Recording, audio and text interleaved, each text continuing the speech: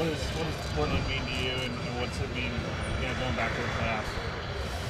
Well, it's always fun to go see family, but what Portland means to me, well, they're my opponent, so I don't really have much love for them at the moment until the series is over. How much family do you still have up there? A ton. Mom's side, yep, a ton. Steve was just saying that the backcourt that you guys just faced might prepare you a little bit for CJ and Damian. How much do you can you gain from that? Well, they're similar in the way that their entire offense runs through those two guys, just like Houston, and deservedly so. They're very potent and they could score from anywhere, so you understand why. And they're just a lot to handle. It's going to take a group effort. Damian's had some good games home in Oakland. Is he always just a tough one to stop, and you try to make him uncomfortable somehow? I mean, he's tough to stop. I don't know. Has he had a lot of wins in Oakland? Well, he hit a game winner in December. He's had some good games in Oakland. Yeah, it's playoff time though. He has had good games, but yeah, he's a great player. I mean, there's a history between us, obviously.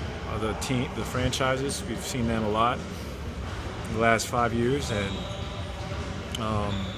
they're playing great, and they're on a roll. So our antennas are definitely up for these guys. We respect them. Klay, what was the biggest benefit for you having the weekend off?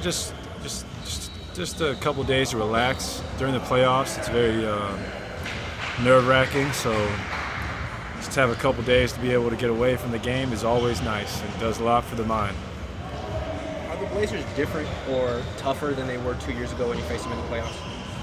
Yeah, for sure. I mean, just from experience standpoint alone, they've gained so much, and they're obviously hungry, being swept 2 years in a row. You could tell those guys are playing with a certain fire and confidence that and chemistry they built up. So they're definitely better than they were just playing with each other. That same core has been together for years now, so they're going to get better every year. I'm sorry.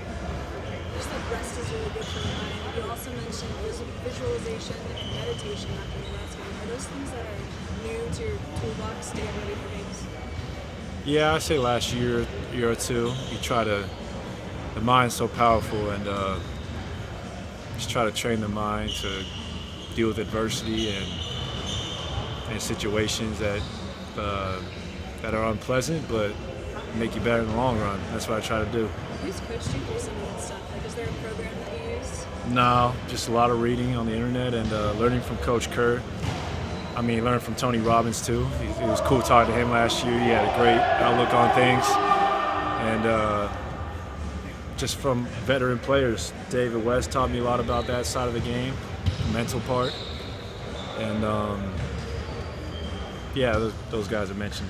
Can you imagine how special this might be for the Curry family? Yeah. Oh, it's awesome. I'm happy for them. I feel like a part of it, just knowing Seth and Steph for a decade plus.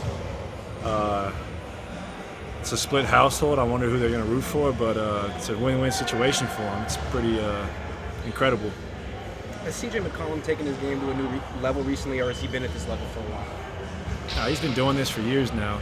He had a big game in Game 7, but all the moves he did and the shots he made, we've seen him do this for a long time.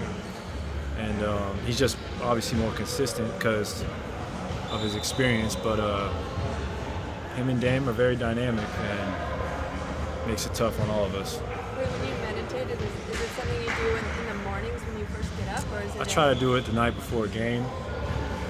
Andre Iguodala told me that Tiger Woods visualizes every single shot he shoots on 18 holes in the golf course. So if he can do that, that's incredible. That's so many golf swings. I try to do the same approach with basketball. Just try to visualize getting my spots, what my opponent's going to do. And yeah, so when you come to the game, you've kind of seen it before.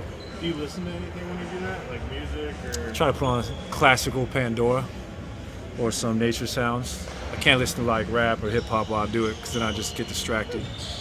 But something pleasant in the background. It's nice, man. It's a challenge. It's much harder than working out, but especially for me, I got a lot of my mind races, so it's a good practice for me. Do you have a favorite classical composer? No, man. Mozart, I don't know, Beethoven. How long can you go for? 10 minutes, 15? I try to go 30 minutes. 30 minutes. Yeah, it's hard. It's very hard. I can't. An hour would be nice, but no, you got to work up to that. How much of a difference have you seen in your play, your gameplay, after you have been meditating? I still will have bad games once in a while, but that's just being human. But it's something I've incorporated in my routine for this past season, especially when I was going through that shooting slump at the end of the year. I think that really helped me, and it's just nice to manifest things, man. You kind of like speaking into existence, kind of thinking into existence. Do you do it at the same time every day? What's that? Nah, just whenever I have downtime, and it could be in the backyard or it could be while I'm in the driveway. It's just random. Did you make it to your beach this weekend? Nah, I did not, unfortunately. But once it gets warmer, I will, for sure.